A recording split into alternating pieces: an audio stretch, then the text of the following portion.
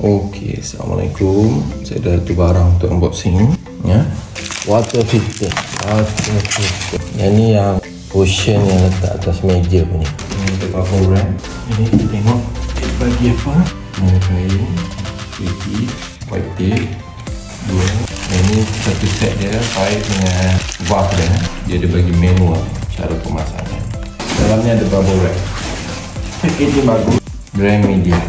Ada warranty 2 tahun untuk kompresor. Okey. Ada air panas, air suhu bilik dengan air sejuk lah.